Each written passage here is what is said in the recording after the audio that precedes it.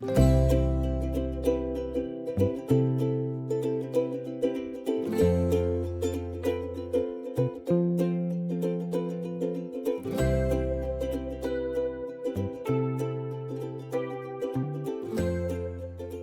everyone! If you're new to crochet, this video is for you. This is going to be discussing how to hold your yarn, how to hold your hook, and coordinate it all in order to make a chain, which is the foundation of crochet. So today I'm starting with a thicker strand of yarn, just so that it's easier to see. So I hold my yarn in my left, my hook in my right. How I crochet is I hold it in my hand, draped over these fingers so that I have control over that piece of yarn. Then it hooks over my first finger. And I hold the work, which is your garment, your scarf, your hat, whatever you would have you're working on, in between my middle finger and thumb.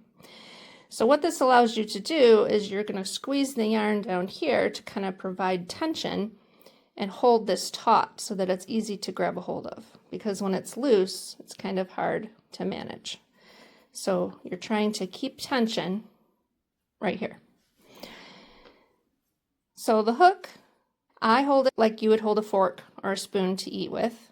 Some people hold it like a pencil. Next, I'm going to show you how to make a slip knot, which is what's going to be attached to the hook for you to start to work. So for a slip knot, you wrap the yarn around 2 fingers, and you will either slip the hook through or your fingers, whichever, and you're just going to grab that and pull it through. Now that will be your slip knot that you start with. The tail will hang down and you will hold the opposite end that's attached to the skein of yarn. And that's the one that you're going to grasp, and then you're going to pinch that work with your other 2 fingers. So in order to chain, you're going to take your hook and you're going to grab the yarn that you have tension on and pull it through that loop. You can readjust your fingers and you're going to do that again. And this is called chaining. And this is how most every item that you'll make starts with, is a foundation chain. So you readjust your fingers frequently and you just continue to chain. Depending on how different types of yarn slide, you'll move your fingers more or less, and you just continue to chain. Now chaining can be done loose or tight, and that's what we call tension. So when you hear or see the words tension discussed or talked about, that's how much tension is on that strand of yarn when you pull it through that loop.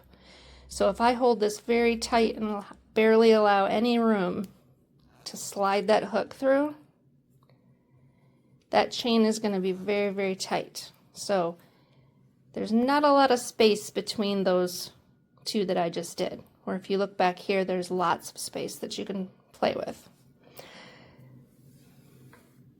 For the opposite of that, chains can be very loose. I can open this up and make this chain very large. Sometimes that's needed in different patterns, and they might require you to loosely chain.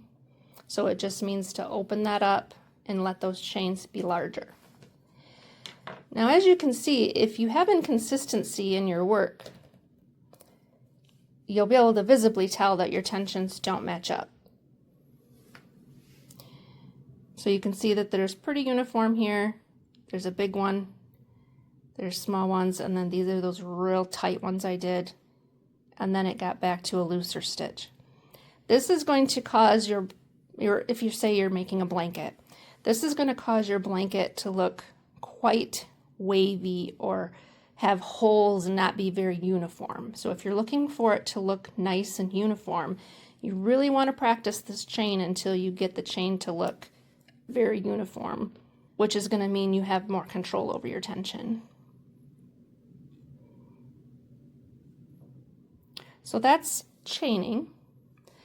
So practice that, until that gets to be more comfortable for you and something that becomes more natural, because just chaining alone, your hands will develop what they call muscle memory. And when your muscles remember, that takes less thought out of what you're doing. So this, for me, I could do it probably with my eyes closed. My hands know what to do. I don't need to think about this. But at first, this is going to take a lot more thought, a lot more concentration and coordination. So it's good to practice it until it gets to be more automatic. So you want your chain to be more uniform, more on one size, so that when you do your stitches, they all look the same. That's how you hold your yarn, hold your hook, and chain.